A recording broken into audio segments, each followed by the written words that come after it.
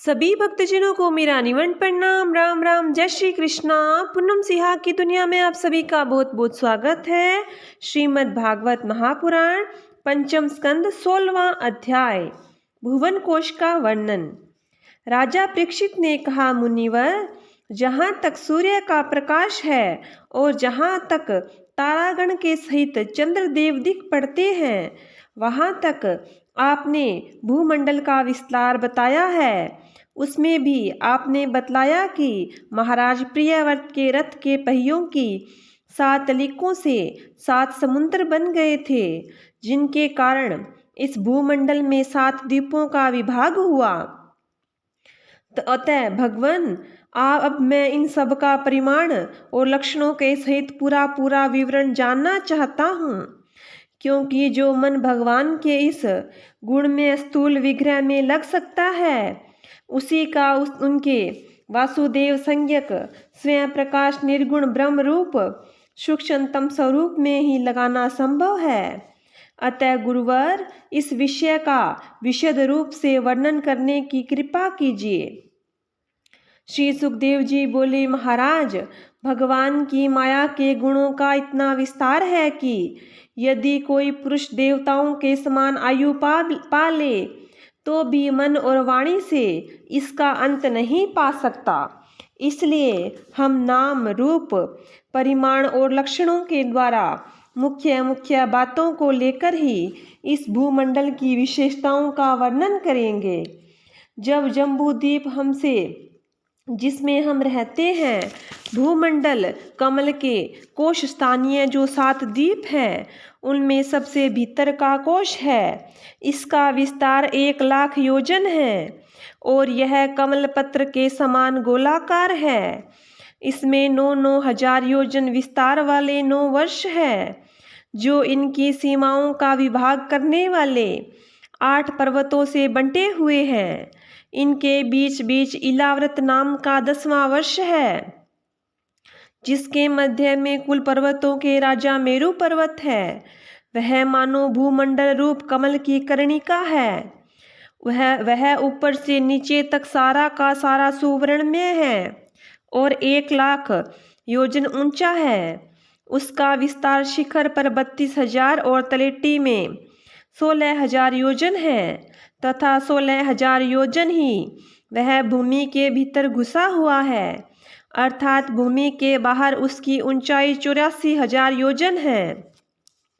इलाव्रत वर्ष के उत्तर में क्रमशः नील, श्वेत और श्रृंगवान नाम के 3 पर्वत हैं, जो रम्यक, हिरण्यमय और कुरु नाम के वर्षों की सीमा बांधते हैं। वे पूर्व से पश्चिम तक खारे पानी के समुद्र तक फैले हुए हैं। उनमें से प्रत्येक की चौड़ाई 2,000 योजन है तथा लंबाई में पहले की अपेक्षा पिछला क्रमशः दशमांश ही कुछ अधिक कम है। चौड़ाई और ऊंचाई तो सभी की समान है। इस प्रकार इरावत की दक्षिण की ओर एक के बाद एक निषद, हेमकूट और हिमालय नाम के 3 पर्वत हैं। नील आदि पर्वतों के समान ये भी पूर्व पश्चिम की ओर फैले हुए हैं और 10-10 हजार योजन ऊंचे हैं। इनमें क्रमशः हरिवर्ष, किम पुरुष और भारतवर्ष की सीमाओं का विभाग होता है। इलाव्रत के पूर्व और पश्चिम की ओर उत्तर में नील पर्वत और दक्षिण में निषिद्ध पर्वत फैले हुए हैं। गंधमादन और मल्यावन नाम के 2 पर्वत भी हैं। इनकी चौड़ाई 2-2 हजार योजन है और ये भद्राश्रु और केतुमाल नामक 2 वर्षों की सीमा निश्चित करते हैं। इनके सिवा मंदर, मेरु मंदर, सुपार्श्व और कुमुद, ये 4 10-10 हजार योजन ऊंचे और उतने ही चौड़े पर्वत मेरु पर्वत की आधारभूता थुनियों के समान बने हुए हैं। इन चारों के ऊपर इनकी ध्वजाओं के समान क्रमशः आम, जामुन, कदम्ब और बड़ के 4 पेड़ हैं। इनमें से प्रत्येक 1100 योजन ऊंचा है और इतना ही इनकी शाखाओं का विस्तार है। इनकी मोटाई 100 योजन है। भरत श्रेष्ठ, इन पर्वतों पर 4 सरोवर भी हैं, जो क्रमशः दूध, मधु, ईख के रस और मीठे जल से भरे हुए हैं। इनका सेवन करने वाले यक्ष, किन्नर आदि उपदेवों को स्वभाव से ही योग सिद्धियां प्राप्त है। इन पर क्रमशः नंदन, चैत्ररथ, विभ्राजक और श्रवतो भद्र नाम के 4 दिव्य उपवन भी हैं। इनमें प्रधान प्रधान देवगण अनेकों सुर सुंदरियों के नायक बनकर साथ साथ विहार करते हैं। उस समय गंधर्व आदि उपदेवगण इनकी महिमा का बखान किया करते हैं। मंद्राचल की गोद में जो 1100 योजन ऊंचा देवताओं का आम्र वृक्ष है, उससे गिरि शिखर के समान बड़े बड़े और अमृत के समान स्वादिष्ट फल गिरते हैं। वे जब फटते हैं तब उनसे बड़ा सुगंधित और मीठा लाल लाल रस बहने लगता है। वही अरुणोदा नाम की नदी में परिणित हो जाता है। यह नदी मंद्राचल के शिखर से गिरकर अपने जल से इलाव्रत वृक्ष के वर्ष के पूर्वी भागों को सिंचती है। श्री पार्वती जी की अनुचरी यक्ष पत्नियां इस जल का सेवन करती हैं। इससे उनके अंगों से ऐसी सुगंध निकलती है कि उन्हें स्पर्श करके बहने वाली वायु उनके चारों ओर 10-10 योजन तक सारे देश को सुगमता से भर देती है, सुगंध से भर देती है। इस प्रकार जामुन के वृक्ष से हाथी के समान बड़े बड़े प्राय बिना गुठली के फल गिरते हैं। बहुत ऊंचे से गिरने के कारण वे फट जाते हैं। उनके रस से जम्बू नाम की नदी प्रकट होती है, जो मेरु मंदर पर्वत के 10,000 योजन ऊंचे शिखर से गिरकर इलाव्रत के दक्षिण भूभाग को सिंचती है। उस नदी के दोनों किनारों की मिट्टी उस रस से भीग कर जब वायु और सूर्य के संयोग से सूख जाती है, तब वही देवलोक को विभूषित करने वाला जम्बूनद नाम का सोना बन जाती है। इसे देवता और गंधर्व आदि अपनी तरुणी स्त्रियों के सहित मुकुट, कंगन और करदनी आदि आभूषणों के रूप में धारण करते हैं। सुपाश्रय पर्वत पर जो विशाल कदम वृक्ष है, उनके 5 कोटरों से मधु की 5 धाराएं निकलती हैं। उनकी मोटाई 5 पुरसे जितनी है। ये पूरा सुपाश्रव के शिखर से गिरकर इलाव्रत वृक्ष के पश्चिम भाग को अपनी सुगंध से सुवासित करती है। जो लोग इसका मधुपान करते हैं, उनके मुख से निकली हुई वायु अपने चारों ओर 100-100 योजन तक इसकी महक फैला देती है। इसी प्रकार कुमुद पर्वत पर जो शतवल्श नाम का वटवृक्ष है, उसकी जटाओं से नीचे की ओर बहने वाले अनेक नद निकलते हैं। वे सब इच्छानुसार भोग देने वाले हैं। उनसे दूध, दही, मधु, घृत, गुड़, अन्न, वस्त्र, शैया, आसन और आभूषण आदि सभी पदार्थ मिल सकते हैं। ये सब कुमुद के शिखर से गिरकर इलाव्रत के ऊपरी भाग को सींचते हैं। इनके दिए हुए पदार्थों का उपभोग करने से वहाँ की प्रजा की त्वचा में झुर्रियाँ पड़ जाना, बाल पक जाना, थकान होना, शरीर में पसीना आना तथा दुर्गंध निकलना, बुढ़ापा, रोग, मृत्यु, सर्दी गर्मी की पीड़ा, शरीर का कांतिहीन हो जाना और अंगों का टूटना आदि कष्ट कभी नहीं सताते और उन्हें जीवन पर्यंत पूरा सुख प्राप्त होता है। राजन, कमल की कर्णिका के चारों ओर जैसे केसर होता है, उसी प्रकार मेरु के मूल देश में उसके चारों ओर कुरंग, कुरर, कुसुम्ब, वेकंक, त्रिकूट, शिशिर, पतंग, रुचक, निषिद्ध, श्रीनिवास, कपिल, शंख, वैदुर्य, जारुदी, हंस, ऋषभ, नाग, कालांजर और नारद आदि 20 पर्वत और हैं। इनके सिवा मेरु के पूर्व की ओर जठर और देवकूट नाम के 2 पर्वत हैं, जो 18,000 हजार योजन लंबे और 2,000 हजार योजन चौड़े और ऊंचे हैं। इसी प्रकार पश्चिम की ओर पवन और पारियात्र, दक्षिण की ओर कैलाश और करवीर तथा उत्तर की ओर त्रिशृंग और मकर नाम के पर्वत हैं। इन 8 पहाड़ों से चारों ओर घिरा हुआ सुवर्णगिरि मेरु अग्नि के समान जगमगाता रहता है। कहते हैं, मेरु के शिखर पर बीचों बीच भगवान ब्रह्मा जी की सुवर्णमय पुरी है, जो आकार में समचौरस तथा करोड़ योजन विस्तार वाली है। उसके नीचे पूर्व आदि 8 दिशाएं और उप दिशाओं में उनके अधिपति इंद्र आदि 8 लोकपालों की 8 पुरियां हैं। वे अपने अपने स्वामी के अनुरूप उन्हीं उन्हीं दिशाओं में हैं तथा परिमाण में ब्रह्मा जी की पुरी से चौथाई है। 17वां अध्याय गंगा जी का विवरण और भगवान शंकर कृत संकर्षण देव की स्तुति। श्री सुखदेव जी कहते हैं, राजन, जब राजा बलि की यज्ञशाला में साक्षात यज्ञ मूर्ति भगवान विष्णु ने त्रिलोकी को नापने के लिए अपना पैर फैलाया, तब उनके बाएं पैर के अंगूठे के नख से ब्रह्मांड कटा का ऊपर का भाग फट गया। उस छिद्र में होकर जो ब्रह्मांड के बाहर के जल की धारा आई, वह उस चरण कमल को धोने से उसमें लगी हुई केसर से मिलने से लाल हो गई। उस निर्मल धारा का स्पर्श होते ही संसार के सारे पाप नष्ट हो जाते हैं, किंतु वह सर्वथा निर्मल ही रहती है। पहले किसी और नाम से न पुकार कर उसे भगवतपति ही कहते हैं। वह धारा हजारों युग बीतने पर स्वर्ग के शिरोभाग में स्थित ध्रुवलोक के में उतरी, जिसे विष्णुपद भी कहते हैं। विप्रवत परीक्षित, उस ध्रुवलोक में उत्तानपाद के पुत्र परम भागवत ध्रुव जी रहते हैं।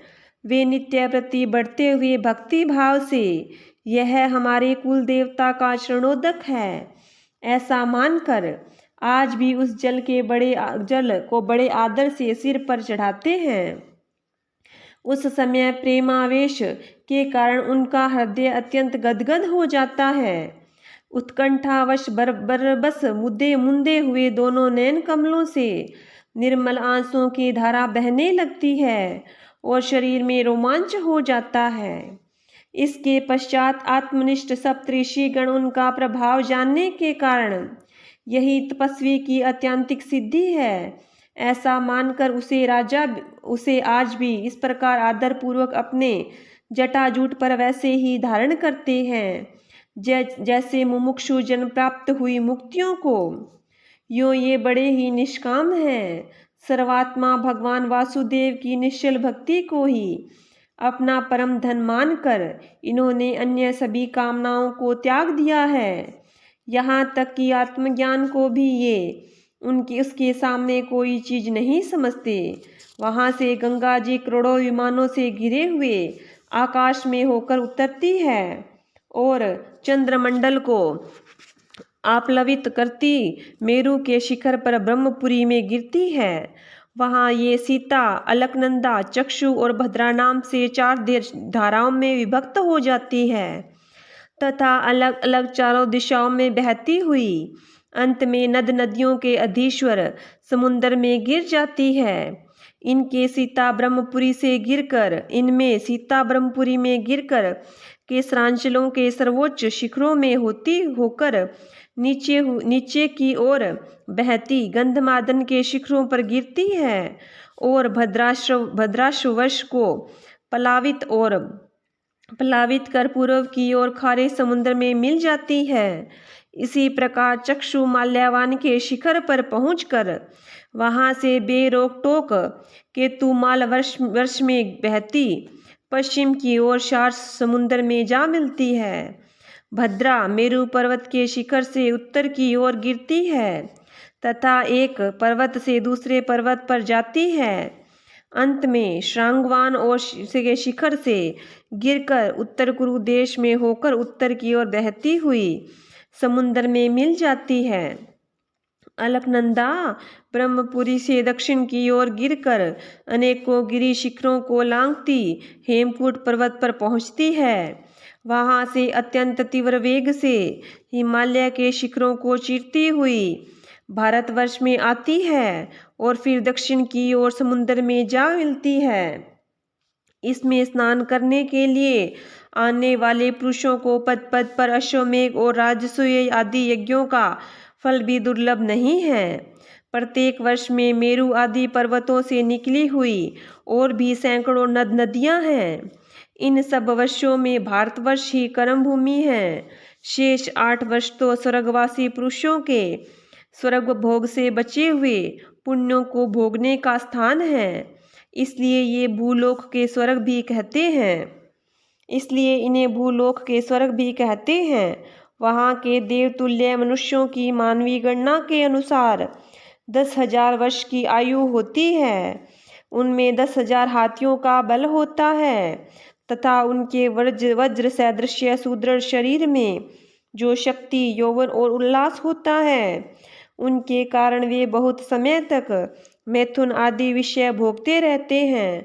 अंत में जब भोग समाप्त होने पर उनके आयु का केवल 1 वर्ष ही रह जाता है, तब उनकी स्त्री गर्भ धारण करती है।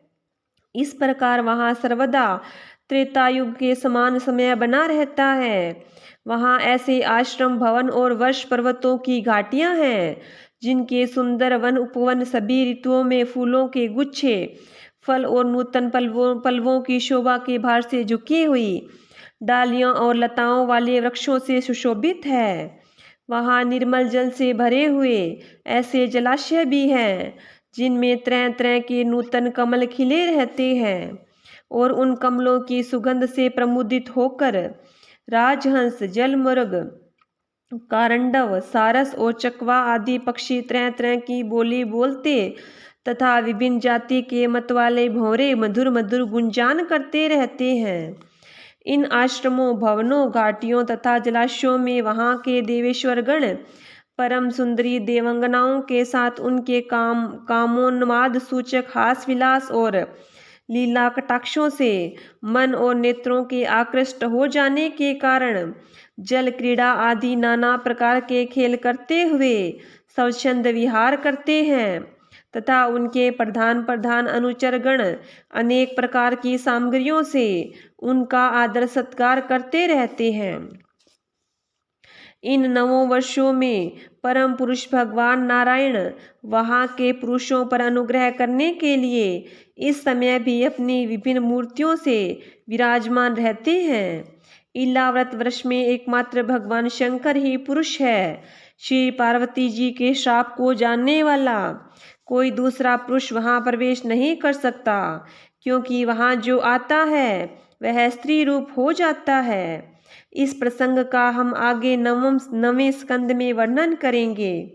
वहाँ पार्वती एवं उनकी अरबों खरबों दासियों से सेवित भगवान शंकर परम पुरुष परमात्मा की वासुदेव, प्रद्युम्न, अनिरुद्ध और संकर्षण संज्ञक चतुर्व्यूह मूर्तियों में से अपनी करुणा रूपा संकर्षण नाम की तमह प्रधान चौथी मूर्ति का ध्यान स्थित मनोमय विग्रह के रूप में चिंतन करते हैं और इस मंत्र का उच्चारण करते हुए इस प्रकार स्तुति करते हैं। भगवान शंकर कहते हैं, ओम, जिसने सभी प्रकार के गुणों की अभिव्यक्ति होती है, उन अनंत और अव्यक्त मूर्ति ओंकार स्वरूप परम पुरुष श्री भगवान को नमस्कार है। भजनीय प्रभु, आपके चरण कमल भक्तों को आश्रय देने वाले हैं तथा आप स्वयं संपूर्ण ऐश्वर्यों के परम आश्रय हैं। भक्तों के सामने आप अपना भूत भावन स्वरूप पूर्णतया प्रकट कर देते हैं तथा उन्हें संसार बंधन से मुक्त कर देते हैं, किंतु अभक्तों को उस बंधन में डालते रहते हैं। आप ही सर्वेश्वर हैं, मैं आपका भजन करता हूँ। प्रभु, हम लोग क्रोध की आवेग को नहीं जीत सके हैं तथा हमारी दृष्टि तत्काल पाप से लिप्त हो जाती है, परंतु आप तो संसार का नियमन करने के लिए निरंतर साक्षी रूप से उसके सारे व्यापारों को देखते रहते हैं, तथापि हमारी तरफ आपकी दृष्टि पर उन मायिक विषयों और चित्त की वृत्तियों का नाम मात्र को भी प्रभाव नहीं पड़ता। ऐसी स्थिति में अपने मन को वश में करने की इच्छा वाला कौन पुरुष आपका आदर न करेगा। आप जिन पुरुषों को मधु, आसव आदि पान के कारण अरुण नयन और मतवाले जान पड़ते हैं। वे माया के वशीभूत होकर ही ऐसा मिथ्या दर्शन करते हैं तथा आपके चरण स्पर्श से ही चित्त चंचल हो जाने के कारण नाग पत्नियां लज्जावश आपकी पूजा करने में असमर्थ हो जाती है। वेद मंत्र आपकी जगत की उत्पत्ति, स्थिति और लय का कारण बतलाते हैं, परंतु आप स्वयं इन तीनों विकारों से रहित है, इसलिए आपको अनंत कहते हैं। आपके सहस्त्र मस्तकों पर यह भूमंडल सरसों के दाने के समान रखा हुआ है। आपको तो यह भी नहीं मालूम होता कि वह कहाँ स्थित है। जिसने उत्पन्न हुआ मैं अहंकार रूप आपके त्रिगुणमय तेज से देवता, इंद्रिया और भूतों की रचना करता हूँ। वे विज्ञान के आश्रय भगवान ब्रह्मा जी भी आप ही के ही महतत्व संज्ञक परम गुणमय स्वरूप है। महात्मन, महतत्व अहंकार, इंद्रियाभिमानी देवता, इंद्रियां और पंचभूत आदि हम सभी डोरी में बंधे हुए पक्षी के समान आपकी क्रिया शक्ति के वशीभूत रहकर आपकी ही कृपा से इस जगत की रचना करते हैं। सत्व आदि गुणों की सृष्टि से मोहित हुआ यह जीव आपकी ही रची हुई तथा कर्म बंधन में बांधने वाली माया को कदाचित जान भी लेता है, किंतु उससे मुक्त होने का उपाय उसे सुगमता से नहीं मालूम होता। इस जगत की उत्पत्ति और प्रलय भी आपके ही रूप है, ऐसे आपको मैं बार बार नमस्कार करता हूँ। 18वां अध्याय, भिन्न भिन्न वर्षों का वर्णन।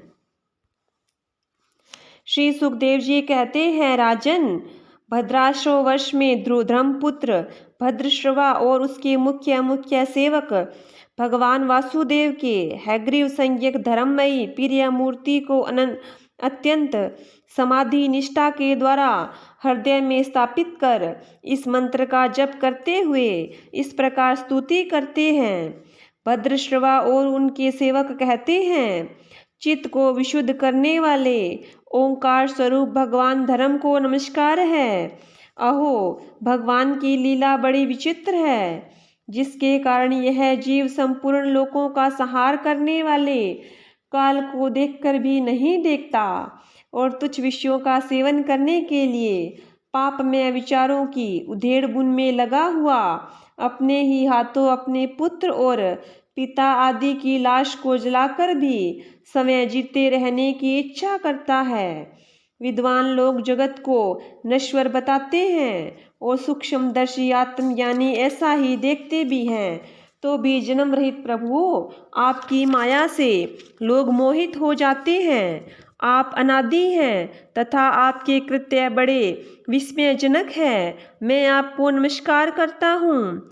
परमात्मन, आप अकर्ता और माया के आवरण से रहित हैं, तो भी जगत की उत्पत्ति, स्थिति और प्रलय ये आपके ही कर्म माने गए हैं, सो ठीक ही है। इनमें कोई आश्चर्य की बात नहीं है, क्योंकि सर्वात्म रूप से आप ही संपूर्ण कार्यों के कारण हैं और अपने शुद्ध स्वरूप से इस कार्य कारण भाव से सर्वथा अतीत है। आपका विग्रह मनुष्य और घोड़ों का संयुक्त रूप है। प्रलय काल में जब तमय प्रधान दैत्य गण वेदों को चुरा ले गए थे, तब ब्रह्मा जी के प्रार्थना करने पर आपने उन्हें रसातल से लाकर दिया। ऐसे अमोघ लीला करने वाले सत्य संकल्प आपको नमस्कार करता हूँ। हरिवर्ष खंड में भगवान नरसिंह रूप में रहते हैं। उन्होंने यह रूप जिस कारण से धारण किया उसका आगे सप्तम स्कंद में वर्णन किया जाएगा। भगवान के उस प्रिय रूप की महाभागवत प्रहलाद जी उस वर्ष के अन्य पुरुषों के सहित निष्काम एवं अन्य भक्ति भाव से उपासना करते हैं। ये प्रहलाद जी महापुरुषोचित गुणों से संपन्न हैं तथा इन्होंने अपने शील और आचरण से दैत्य और दानवों के कुल को पवित्र कर दिया है। वे इस मंत्र तथा स्तोत्र का जप और पाठ करते हैं। ओंकार स्वरूप भगवान श्री नरसिंह देव जी को नमस्कार है। आप अग्नि और तेजों के भी तेज है। आपको नमस्कार है। हे वज्रनख, हे व्रजदृष्ट, हम आपके समीप आप हमारे समीप प्रकट होइए, प्रकट होइए। हमारी कर्म वासनाओं को जला डालिए, जला डालिए। हमारे अज्ञान रूप अंधकार को नष्ट कीजिए, नष्ट कीजिए। ओम स्वाहा, हमारे अंतःकरण में अभयदान देते हुए प्रकाशित होइए। ओम शोम, नाथ विश्व का कल्याण हो, दुष्टों की बुद्धि शुद्ध हो, सब प्राणियों में परस्पर सद्भावना हो, सभी एक दूसरे का हित चिंतन करें, हमारा मन शुभ मार्ग में प्रवृत्त हो और हम सबकी बुद्धि निष्काम भाव से भगवान श्री हरि में प्रवेश करें। प्रभु, धन, स्त्री, पुत्र, धन और भाई बंधुओं में हमारी आसक्ति न हो। यदि हो तो केवल भगवान के प्रेमी भक्तों में ही। जो संयमी पुरुष केवल शरीर निर्वाह के योग्य अन्न आदि से संतुष्ट रहता है, उसे जितना शीघ्र सिद्धि प्राप्त होती है, वैसे इंद्रिय लोलुप पुरुष को नहीं होती। उन भगवत भक्तों के संग से भगवान के तीर्थ तुल्य पवित्र चरित्र सुनने को मिलता है, जो उनकी असाधारण शक्ति एवं प्रभाव के सूचक होते हैं। उनका बार बार सेवन करने वालों के कानों के रास्ते से भगवान हृदय में प्रवेश कर जाते हैं और उनके सभी प्रकार के दैहिक और मानसिक बलों को नष्ट कर देते हैं। फिर भला उन भगवत भक्तों का संग कौन न करना चाहेगा। जिस पुरुष की भगवान में निष्ठा निष्काम भक्ति है, उसके हृदय में समस्त देवता, धर्म, ज्ञान आदि संपूर्ण सद्गुणों के सहित सदा निवास करते हैं। किंतु जो भगवान का भक्त नहीं है, उसमें महापुरुषों के वे गुण आ ही कहाँ से सकते हैं। वह तो तरह तरह के संकल्प करके निरंतर तुच्छ बाहरी विषयों की ओर ही दौड़ता रहता है। जैसे मछलियों को जल अत्यंत प्रिय उनके जीवन का आधार होता है, उसी प्रकार साक्षात श्री हरि ही समस्त देहधारियों के प्रियतम आत्मा है। उन्हें त्याग कर यदि कोई महतत्वाभिमानी पुरुष घर में आसक्त रहता है, तो उस दशा में स्त्री पुरुषों का बड़प्पन केवल आयु को लेकर ही माना जाता है, गुण की दृष्टि से नहीं।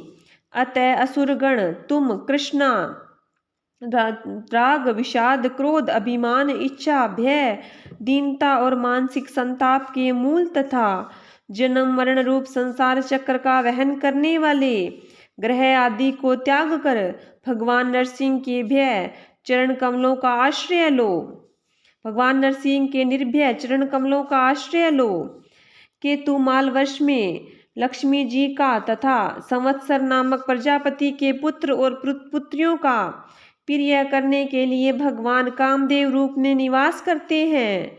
उन रात्रि के अभिमानी देवता रूप कन्याओं और दिवसाभिमानी देवता रूप पुत्रों की संख्या मनुष्यों की 100 वर्ष की आयु के दिन और रात के बराबर तथा 36 हजार वर्ष है, और वे ही उस वर्ष के अधिपति हैं। वे कन्याएं परम पुरुष श्री नारायण के श्रेष्ठ अस्त्र सुदर्शन चक्र के तेज से डर जाती है, इसलिए प्रत्येक वर्ष के अंत में उनके गर्भ नष्ट होकर गिर जाते हैं। भगवान अपने सुललित गति विलास से सुशोभित मधुर मधुर मंद मुस्कान से मनोहर लीला पूर्ण चारु चितवन से कुछ उलझे हुए सुंदर भूमंडल की छबीली छटाओं द्वारा वंदना अरविंद की राशि राशि सौंदर्य उडेल कर सौंदर्य देवी श्री लक्ष्मी जी को अत्यंत आनंदित करते और स्वयं भी आनंदित होते रहते हैं। श्री लक्ष्मी जी परम समाधि योग के द्वारा भगवान के उस मायामय स्वरूप की रात्रि के समय प्रजापति संवत्सर की कन्याओं सहित और दिन में उनके पतियों के सहित आराधना और वे इस मंत्र का जप करती हुई भगवान की स्तुति करती है, जो इंद्रियों के नियंता और संपूर्ण श्रेष्ठ वस्तुओं के आकार है। क्रिया शक्ति, ज्ञान शक्ति और संकल्प, अध्यावसाय आदि चित्त के धर्मों तथा उनके विषयों के अधीश्वर है। 11 इंद्रिय और 5 विषय इन 16 कलाओं से युक्त है। वेदोक्त कर्मों से प्राप्त होते हैं तथा अन्नमय, अमृतमय और सर्वमय हैं। उन मानसिक, इंद्रिय और शारीरिक बल स्वरूप परम सुंदर भगवान कामदेव को ओम, हाँ, ही, हूँ इन बीज मंत्रों के सहित सब ओर से नमस्कार है। भगवान, आप इंद्रियों के अधीश्वर है। स्त्रियां तरह तरह के कठोर व्रतों से आपकी आराधना करके अन्य लौकिक पतियों की इच्छा करती है, किंतु वे उनके प्रिय पुत्र, धन और आयु की रक्षा नहीं कर सकते, क्योंकि वे स्वयं ही परतंत्र हैं। सच्चा पति, रक्षा करने वाला या ईश्वर वही है जो स्वयं सर्वथा निर्भय हो और दूसरे भयभीत लोगों की सब प्रकार से रक्षा कर सके। ऐसे पति एकमात्र आप ही हैं। यदि एक से अधिक ईश्वर माने जाए तो उन्हें एक दूसरे से भय होने की संभावना है। अतएव आप अपनी प्राप्ति से बढ़कर और किसी लाभ को नहीं मानते। भगवान, जो स्त्री आपके चरण कमलों का पूजन ही करती है और किसी वस्तु की इच्छा नहीं करती, उसकी सभी कामनाएं पूर्ण हो जाती है, किंतु जो किसी एक कामना को लेकर आपकी उपासना करती है, उसे आप केवल वही वस्तु देते हैं, और जब भोग समाप्त होने पर वह नष्ट हो जाती है तो उसके लिए उसे संतप्त होना पड़ता है। अजीत, मुझे पाने के लिए इंद्रिय सुख के अभिलाषी ब्रह्मा और रुद्र आदि समस्त सुरासुरगण घोर तपस्या करते रहते हैं, किंतु आपके चरण कमलों का आश्रय लेने वाले भक्त के सिवा मुझे कोई नहीं पा सकता, क्योंकि मेरा मन तो आप में ही लगा रहता है। अच्युत, आप अपने जिस वंदनीय कर कमल को भक्तों के मस्तक पर रखते हैं, उसे मेरे सिर पर भी रखिए। वीरण्य, आप मुझे केवल श्री लांछन रूप से अपने वक्ष स्थल में ही धारण करते हैं, सो आप सर्वसमर्थ हैं। आप अपनी माया से जो लीलाएं करते हैं, उनका रहस्य कौन जान सकता है। रम्यक वर्ष में भगवान के वहाँ के अधिपति मनु को पूर्व काल में अपना परम प्रिय मत्स्य रूप दिखाया था। मनु जी इस समय भी भगवान के उसी रूप की बड़े भक्ति भाव से उपासना करते हैं और इस मंत्र का जप करते हुए स्तुति करते हैं। सत्व प्रधान मुख्य प्राण, सूत्रात्मा और मनोबल, इंद्रिय बल और शरीर बल, ओंकार पद के अर्थ सर्वश्रेष्ठ भगवान महामत्स्य को बार बार नमस्कार है। प्रभु, नट जिस प्रकार कठपुतलियों को नचाता है, उसी प्रकार आप ब्राह्मण आदि नामों की डोरी से संपूर्ण विश्व को अपने अधीन करके नचा रहे हैं। अतः आप ही सबके प्रेरक हैं। आपको ब्रह्मादि लोकपालगण भी नहीं देख सकते, तथापि आप समस्त प्राणियों के भीतर प्राण रूप से और बाहर वायु रूप से निरंतर संचार करते रहते हैं। वेद ही आपका महान शब्द है। एक बार इंद्रियाभिमानी देवताओं को प्राण रूप स्वरूप आपसे दाह हुआ, तब आपके अलग हो जाने पर वे अलग अलग अथवा आपस में मिलकर भी मनुष्य, पशु, स्थावर जंगम आदि जितने शरीर दिखाई देते हैं, उनमें से किसी की बहुत यत्न करने पर भी रक्षा नहीं कर सके।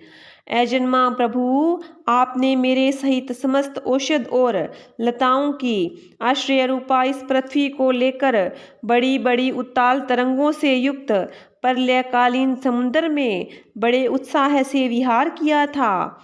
आप संसार के समस्त प्राण समुदाय के नियंता हैं। मेरा आपको नमस्कार है।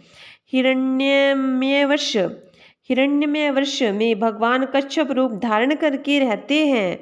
वहाँ के निवासियों के सहित पितृ राजा अर्यमा भगवान के उस प्रीतम मूर्ति की उपासना करते हैं और इस मंत्र को निरंतर जपते हुए स्तुति करते हैं, जो संपूर्ण सत्वगुण से युक्त है, जल में विचरते रहने के कारण जिनके स्थान का कोई आश्रय नहीं है, तथा जो काल की मर्यादा के बाहर है। उन ओंकार स्वरूप सर्वव्यापक सर्वाधार भगवान कच्छप को बार बार नमस्कार है। भगवान अनेक रूपों में प्रतीत होने वाला उस दृश्य प्रपंच यद्यपि मिथ्या ही निश्चित होता है, इसलिए उसकी वस्तुतः कोई संख्या नहीं है, तथापि यह माया से प्रकाशित होने वाला आपका ही रूप है। ऐसे अनिर्वचनीय रूप आपको मेरा नमस्कार है। एकमात्र आप ही जरायुज, स्वेदज, अंडज, उद्भिज, जंगम, स्थावर, देवता, ऋषि, पितृगण, भूत, इंद्रिय, स्वर्ग, आकाश, पृथ्वी, पर्वत, नदी, समुद्र, द्वीप, ग्रह और तारा आदि विभिन्न नामों से प्रसिद्ध हैं। आप असंख्य नाम, रूप और आकृतियों से युक्त हैं। कपिल आदि ब्राह्मण विद्वानों ने जो आप में 24 तत्वों की संख्या निश्चित की है, वह जिस तत्व दृष्टि का उदय होने पर निवृत्त हो जाती है, वह भी वस्तुतः आपका ही स्वरूप है। ऐसे सांख्य सिद्धांत स्वरूप आपको मेरा नमस्कार है। उत्तर कुरुवश में भगवान यज्ञ पुरुष वराह मूर्ति धारण करके विराजमान हैं। वहाँ के निवासियों के सहित साक्षात पृथ्वी देवी उनकी अविचल भक्ति भाव से उपासना करती और इस प्रमोत्कृष्ट मंत्र का जप करती हुई स्तुति करती है, जिनका तत्व मंत्रों से जाना जाता है, जो यज्ञ और क्रतु है तथा बड़े बड़े यज्ञ जिनके अंग हैं, उन ओंकार स्वरूप शुक्ल करम्य त्रियुग मूर्ति पुरुषोत्तम भगवान वाराह को बार बार नमस्कार है। ऋत्विजगण जिस प्रकार अरणि रूप काष्ठखंडों में छिपी हुई अग्नि को मंथन द्वारा प्रकट करते हैं, उसी प्रकार कर्म शक्ति और कर्म फल की कामना से छिपे हुए जिनके रूप को देखने की इच्छा से परम प्रवीण पंडित जन अपने विवेक युक्त मन रूप मंथन काष्ठ से शरीर एवं इंद्रिया आदि को बिलो डालते हैं, उस समय मंथन करने पर अपने स्वरूप को प्रकट करने वाले आपको नमस्कार है। विचार तथा यम नियम आदि योगांगों की साधना से जिनकी बुद्धि निश्चयात्मक हो गई है, वे महापुरुष द्रव्य, क्रिया, हेतु, अयन, ईश, काल और कृता आदि माया के कार्यों को देखकर जिनके वास्तविक स्वरूप का निश्चय करते हैं, ऐसे माइक आकृतियों के सहित रहित आपको बार बार नमस्कार है। जिस प्रकार लोहा जड़ होने पर भी चुंबक की सन्निधि मात्र से चलने फिरने लगता है, उसी प्रकार जिन सर्वसाक्षी की इच्छा मात्र से, जो अपने लिए नहीं बल्कि समस्त प्राणियों के लिए होती है, प्रकृति अपने गुणों के द्वारा जगत की उत्पत्ति, स्थिति और प्रलय करती रहती है। ऐसे संपूर्ण गुणों एवं कर्मों के साक्षी आपको नमस्कार है। आप जगत के कारणभूत आदि सुकर हैं। जिस प्रकार एक हाथी दूसरे हाथी को पछाड़ देता है, उसी प्रकार गजराज के समान क्रीड़ा करते हुए आप युद्ध में अपने प्रतिद्वंदी हिरण्याक्ष दैत्य को दलित करके मुझे अपनी दाढ़ों की नोक पर रखकर रसातल से प्रलयप्योधि के बाहर निकाले थे। मैं आप सर्वशक्तिमान प्रभु को बार बार नमस्कार करती हूँ। श्रीमद् भागवत महापुराण पंचम स्कंद 18वां अध्याय समाप्त।